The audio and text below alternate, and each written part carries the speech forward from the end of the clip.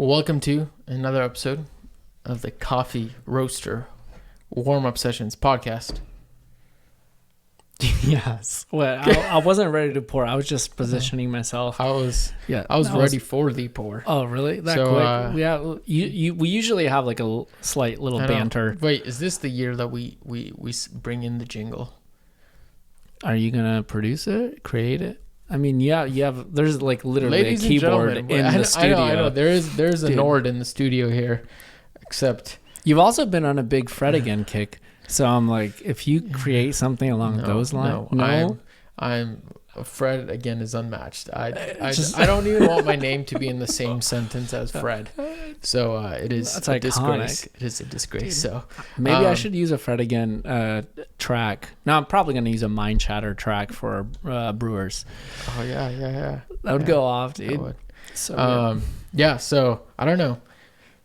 Friends, give us some advice. Drop it down in the comments. Do we need an intro song, an outro song? Do we need to add some more hype?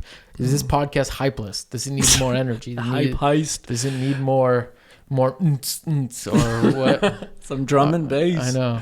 Alrighty, let's pour some batchy. All right, let's do it. Thanks to one of our regular listeners, Jesse, who responded from our last podcast episode and was like, "Hey, I have the same brewer. This is why." It's tasty. It's a little lukewarm. And Jesse said that pretty much if you don't brew quite enough with enough water, the Breville Precision Brewer thinks and assumes that, you're just brewing a small little cup of joe.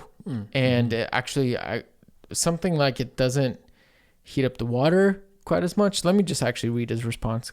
Yeah, that'd be good. I think let's see. Scrolling, searching. I'm just giving some more. Yeah, just commentary. Okay. I was listening to episode 129 and I have the same brewer. If you brew 20 ounces and below, the temperature doesn't keep. So it's I guess there's some temp retention. And I guess the heat pad also doesn't turn on. So really, it's like I don't know, I guess it's a double whammy there. But I altered the recipe, original recipe, just by a little bit, increased our dosage just a hair. See what it does. So let's do it. What do you think? That was very quick. It's still lukewarm. I actually think it's warmer. I think it's hotter. I think the Hasami mugs suck out a lot of energy and power out of him, like heat. But the coffee doesn't exactly taste the same as my pour over. Well, that's a given. Obvious. But I like it. It's a little too fine, to be honest. A little too fine. You think it's over extracted? Yeah, I think so. I think so. It's not enough zippy acidity. Yeah.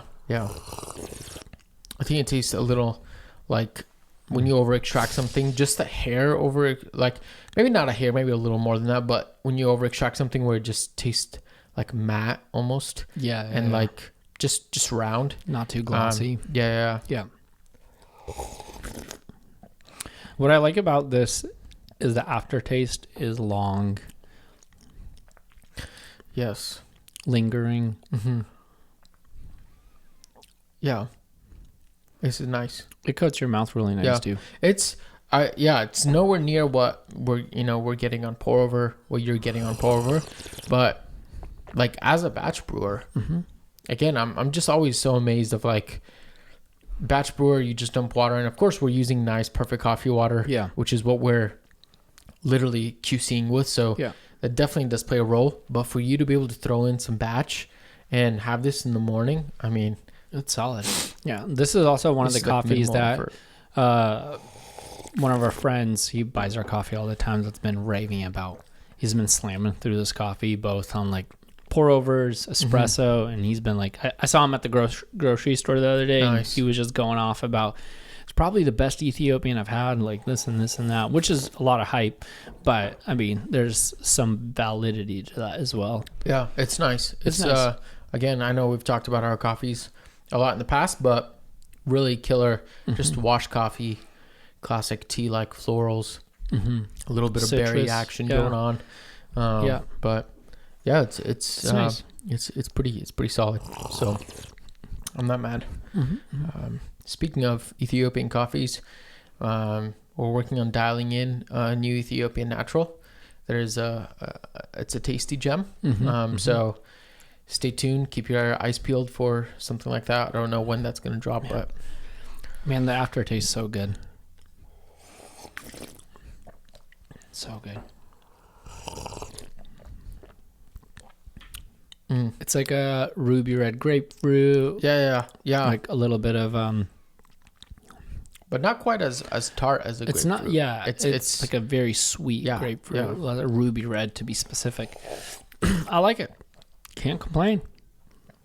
Like an ocean spray grapefruit juice. Like an ocean spray. That's very sweet. That's like half simple syrup. Okay, so ocean spray watered down with some Topo Chico. Ocean spray used as syrup for your Topo Chico. That's it. You can just pour Sounds like something mom would make. A couple drops. It's excellent. No, it's great.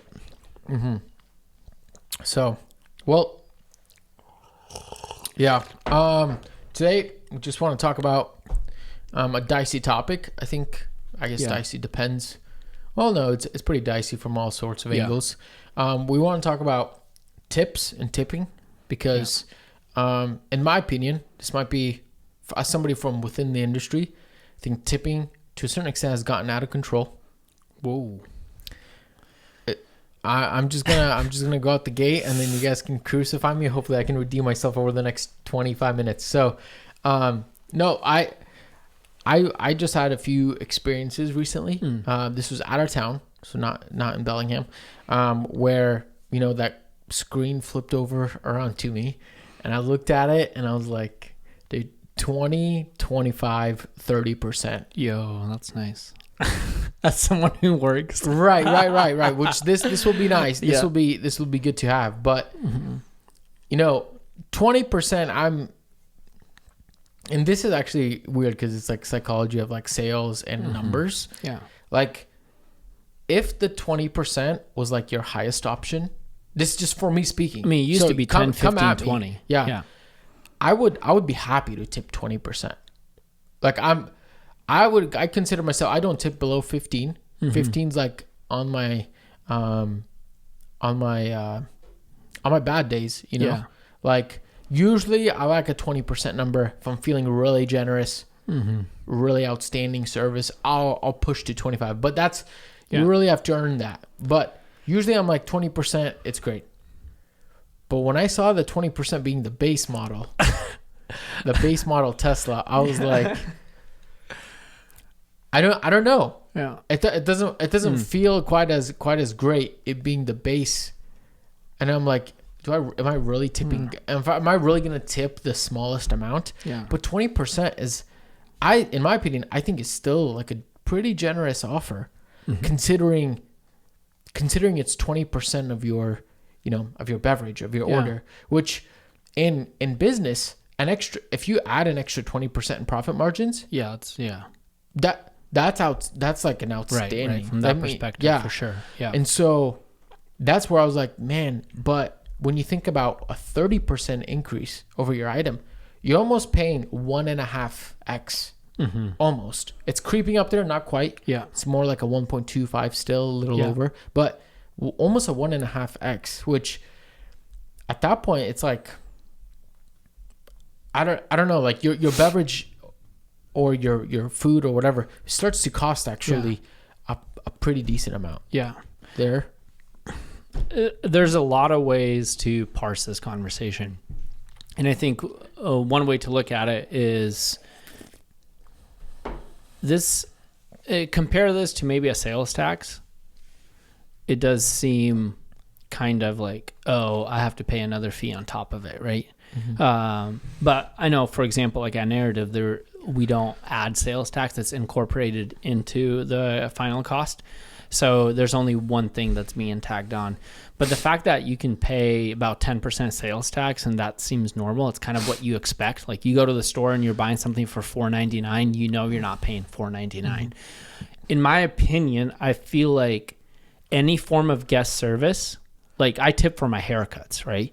When Nathaniel cuts my hair and he slides me a deal because I'm grandfathered in for $30, I honor that price and give him a $10 tip and pay $40. Oh, I do that all the time Yeah. for Nathaniel as well. Yeah, exactly. 100%. Because guest service, it's a whole different, ball game.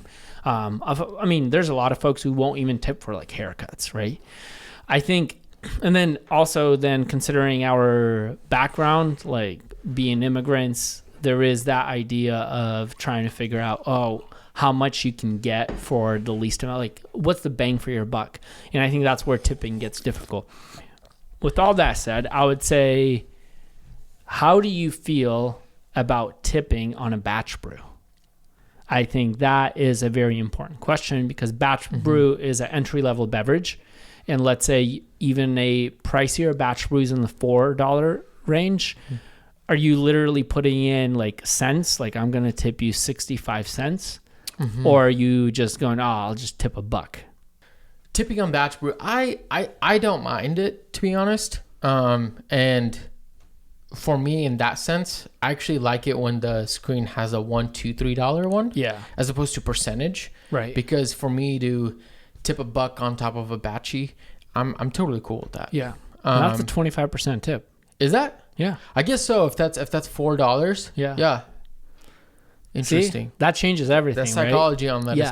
it's kind of interesting. Yeah. But yeah, I don't know. I don't mind it. But yeah. Anyways. Yeah. And I think with using batch brew as a frame of reference, because it's a entry level beverage in a cafe, tipping is that $1 tip is an actually massive tip. As someone who works behind the bar a lot, as someone who depends on tips as part of their wage, when someone doesn't tip on a batch brew, that hurts. Because a lot of the times, batch brew, not always, like for most cafes, a lot of the times batch brew is the most sold beverage. The profit margins on a batch brew are decent, right? It doesn't take much labor to make one or serve one. But if you sell 30 batch brews a day and everyone tips 0, you just lost a big percentage of your tips for the day. Right. That's Therefore, you lost a big percentage of your wages as a barista or someone who works behind the bar for the day. And that's where things become complicated. And when someone comes in and orders $100 worth of stuff and only tips, 15 or 10%, that's a way different story than if you get a ton of batch brews and no one tips at all. Which one's better? Oh, I mean, of course you want at least some tips. I'd rather someone tip 10% on a big order than a batch brew. But the preference would be like, I would rather get tipped $1 on a batch brew than 10% on a big order. Because you can sell more batch brews than have a ton of big orders. Right. I think that's just from a financial point of view, from someone who depends on tips for their living wage. Yeah. That's the challenge. The other challenge is cafes, like the idea of paying a wage and that makes, I guess, eliminates tipping. We know cafes who tried doing that. I've never seen it work. They don't work. Yeah. It just doesn't work. It just doesn't work. Like, sure, well, that $4 batch brew so that someone can get paid a decent wage, especially in Bellingham, like that $4 batch brew has to go up to $5. Or a $4.50 batch brew has to go up to $5.50. I think human also psychology, they would prefer, I think, clicking a button and giving them an option rather than just being imposed with a sign trying to convince them that this is a better way. Yeah. Because I think maybe at that point you would be doubting, is this, the business just profiting extra, or how does this get dispersed? Like, right. There's a lot of, especially because it's not a normal thing. Right. So yeah. Yeah. That's a very big part of it. And then at the end of the day, you have to know that when you're tipping, you're actually allowing the business to be sustainable so those baristas can't have a job. If those baristas can't have a job, then the business can't function. And what frustrates me is that the blame is always on the business owner, right? It's the business owner's responsibility to make sure that, their staff are getting paid. Yeah. But then on the same page, the person who's complaining rarely is willing to pay a higher price for their item so that that business can be sustainable, so that they can pay higher wages. And that's my challenge. It always feels when the topic of tipping and the complaints of tipping starts happening, it always becomes like, I don't want to do this and I don't want to do that. I don't want to be part of the solution. Y'all fix it, but I don't want to be part of the solution. But if you raise your prices, I'm not coming back. Yeah. But, I think this is, I can't speak to everything because I don't own a cafe. I don't even manage one. I don't even work in one. So my dynamic is a little different. But from like a customer standpoint, like for myself, I mean, if I'm tipping 25% for a beverage, that's, my 6, 7, now 8's becoming a norm, dollar pour over, which is mostly what I drink. Yeah. I don't know. What is that? That's 80. It's $1.60 on top of my $8 beverage. Yeah. I mean, that gets very pricey. For sure. I mean, considering also the fact that I have an EK, I have an Oria, I have a V60, I have, all these things that I can use at my disposal. Why?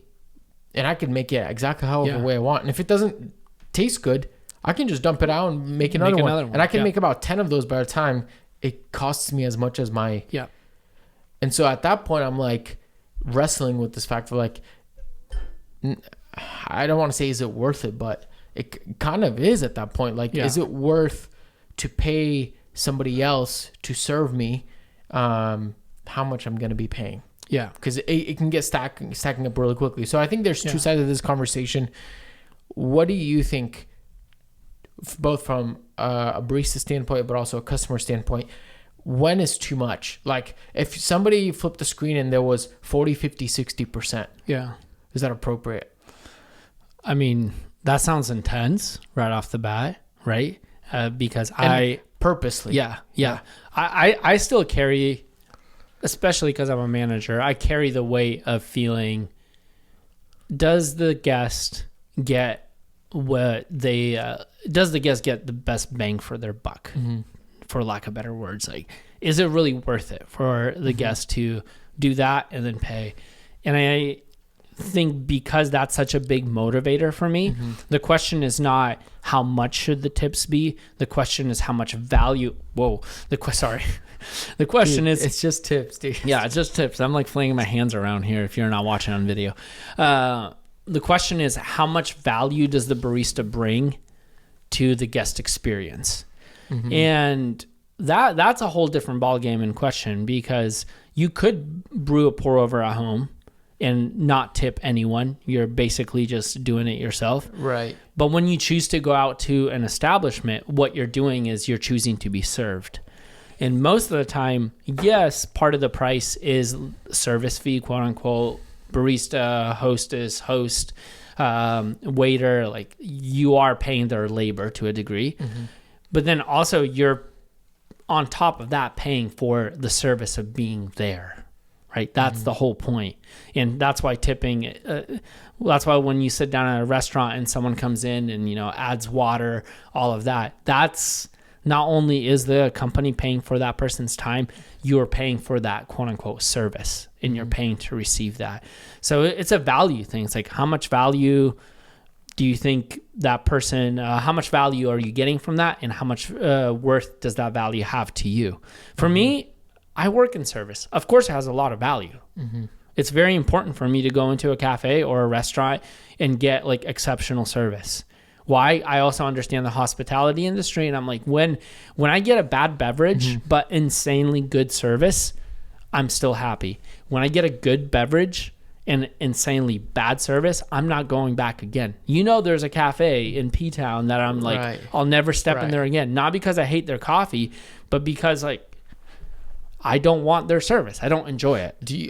Would you still tip in that case? I mean, I did. but I just never went back. Would you? Like, And if so, how yeah. much? Are you doing the bare minimum? Are you going? Are you just trying to fight evil with generosity and trying to give double the 120%? Or dude, double up, dude. Of course. Now, I like also should your tipping be fluctuate? You have three buttons on there. Should your decision making be based on somebody else, the service you're getting? That's a dicey question. I want to say no, but then at the end of the day, I guess you could argue yes as well. It's just, again, as a barista, it's just not fair to feel like, hey, there's a line out the door and I may not have a full 5-minute conversation with you because there's a line out the door. Right. And if I have a 5-minute conversation with you, then I'm denying service to the person behind you. But then when I'm in your shoes and you're like, oh, why is Sergi so short with me? I'm going to tip him 10% today instead of 20. Right. I'm like, that's not fair, dude. Like, right. That's a hard one, right? So, but at the end of the day, I'm like, you should still tip. I heard one person, but you can do things nicely at least. Of course, you can do the long line decently. Yeah, of course you can, and that's why I'm talking about how much value does guest service bring to you as a guest. Right? Like, do you want to, I don't know, maybe you're a person who doesn't want to chat at the register. Maybe you're introverted and you're quiet and all you want to do is you want to grab your batch brew, throw your headphones on and crush some workout. So me talking to you for like 5 minutes, asking about your day and commenting on your t-shirt is actually bad guest service. Should you tip less? Right. Well, then that just depends on the quality of guest service. It just looks different for everybody. For sure. But it's still like a matter of like, is it good or is it bad? Yeah. You know? It's hard to gauge also guest service at the point of sale. Right. Because coffee is a different game where if your whole experience is you walk through a door, you order and it's done. Yeah. Because you pretty much have to click a button. Yeah. You're not clicking a button on your way out after you've been served or, your pour over, whether it took an hour or was spot on, Yeah, exactly. That's very challenging from a cafe perspective. And a restaurant, like you said, you sit down, you observe, you enjoy yourself. How are you feeling? What are the vibes? You can figure all of that out before you pay. And I still have a hard time tipping less because a waitress or a waiter were not the best. I just struggle with that. And that could simply be because I know that money is someone's livelihood. And I know that I sometimes have a bad day behind bar. Sometimes I just want to crush your drink out and I want to make the next one so that I can crush through this rush and then take my break. But I still need the money to live. And again, going back to that point, like, well, I've heard people say in the cafe, well, your boss should pay you more. And I'm like, yeah, but the boss has to get money. Are you willing to pay more so that I can get paid more? Yeah. Yeah. If you're not willing to tip, you're also probably not willing to pay more per item. So the question is like, what's the solution? Just no tips and low wages and then have high turnover? And is there a better way of doing this? That's a good question. Is there? Everything comes down to, right? The cafe has to bring in, there is a responsibility on ownership. There is I would turn this conversation towards marketing because if you can't afford to tip, just to be to the point, maybe you shouldn't go to a cafe or you shouldn't get that pour over, get something you can afford to tip. And then the question is, well, if people are not seeing the value in a pour over because it tastes the same to them, then that's a marketing and a branding issue. That's a bigger issue. That needs to be communicated. Why should you get a $10 pour over plus a $3 or $4 tip? Why should you do that? Because you have to, then that person has to find value in that so that they can actually shell out the money. And maybe they won't get it every day, but maybe they cut down their amount of visits to a cafe. And then the question is, should that establishment then raise up their marketing and do a better job in spreading the word about their brand, Right, because There's a lot of like these like macroeconomics at work, because if somebody says, hey, I can't tip, I can't afford to pay the already inflated cost of something, Right. plus a tip, Right. they don't show up at all. Well, yeah, you sucks you didn't get your tip, but the business didn't sell a beverage, which arguably that may be more hurtful For sure. than you might not getting a tip. Yeah. But then it's like a catch-22 where, okay, well, if everybody's selling beverages with no tip, then you may not be able to stay there for very long. You know what I mean? And so that's also detrimental. Yeah. I feel like somewhere around all of this, plus my knowledge of the cafe, I feel like there's like some unseen opportunity that I hope that is lingering somewhere around there that I think we just haven't put a finger on it. Yeah. But there's got to be a way. Yeah. And not to say that we should make it in a way where people should tip less, or let's change the way I would do is I would rephrase the word tip and say, that doesn't mean you should be less generous or less thankful or less grateful for the outstanding service that you are getting. Yeah. You know what I mean? Yeah. Like, that doesn't mean that we need to find a way to excuse people from, you know, that bit of accountability. But also on the flip side, like, for example, my time in Europe, a lot of places, they don't even take tips. Yeah. And I'm it just felt so weird. Every time I'd pay, I'd just waiting for the screen to turn around, and it's like, oh no, you're good to go. And I'm like, that's so weird. How does that even function in other countries? But even that, like, it's not fair to compare countries with different economics, because different economics, different, you know, structures. It's so crazy how much it's related to bigger economics that it's I don't even think that's a very logical a logical argument if somebody has like, oh, in a different country they're so what? Like, it literally is not possible here. That this conversation also defines our classic preconceived idea and the notion that working in service or working in a cafe, working in a restaurant is an entry-level job, right? This is why, because you don't make enough money to make a sustainable career out of it. So you have to go to school, you have to get another job, and you only work in the cafe while you're going to school to get that big job. So it doesn't even look like a career opportunity. And that comes down to basically the pay structure that we have in service industry jobs, which is challenging. Again, like at the end of the day, my goal is I want to see every barista make a decent amount of money to where, one, they can, you know, do what they want to do in life, but they can also supply tasty beverages and good service. So there has to be some sort of middle ground. I don't mind the tip option.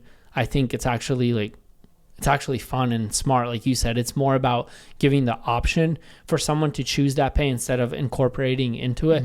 We've always been in situations where, you know, you come into a restaurant with a big party and there's a added 15% service fee, and you're like, is that a tip or what is that, right? Yeah. And it's frustrating when you don't have the option, when in reality you probably would have tipped 15%. Right. Yeah. I think we've talked about this already before, but and I know there's challenges to this, but I'm still would love to see some exceptional coffee service that's done in a way that we've never seen before. Like, it's always nice to go into a place that is doing it a little different or to a level that you've never experienced before, and you're like, how the heck are they doing this? Man, I can't even remember where I was.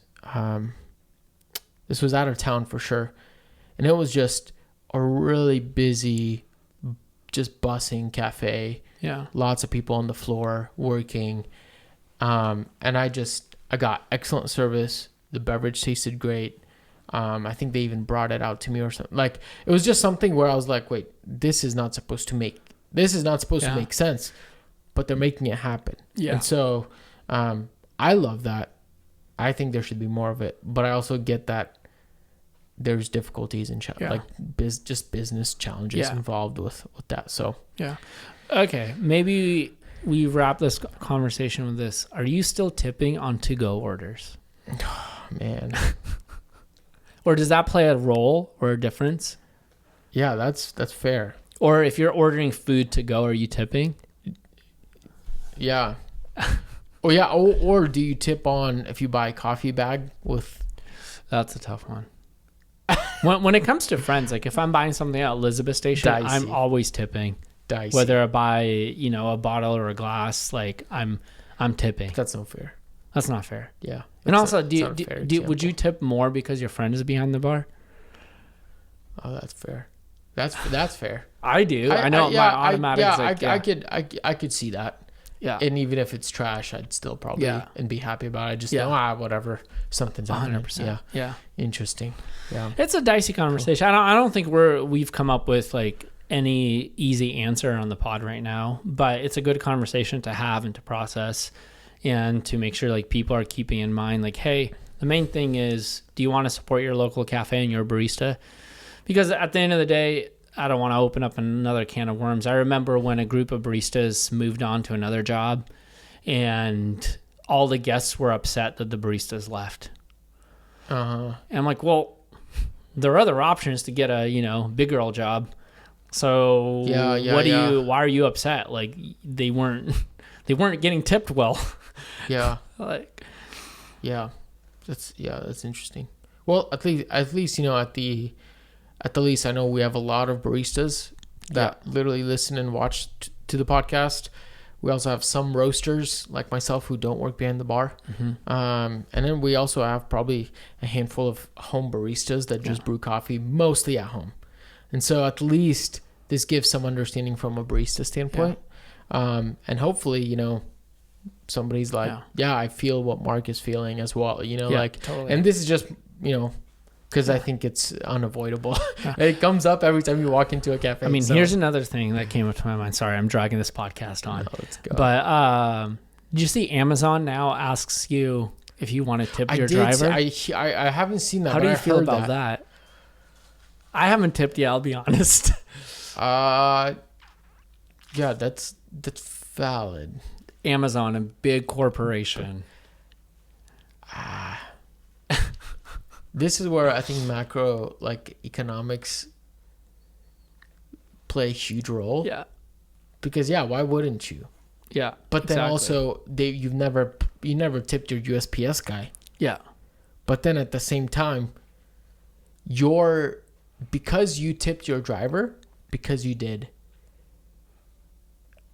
Amazon now, and this is where it probably gets a little corporate, but Amazon now doesn't have to raise their prices, which means now, because they don't have to raise their prices, now they can still offer fast shipping within a certain amount of time window, and they can even keep their prices. Yeah.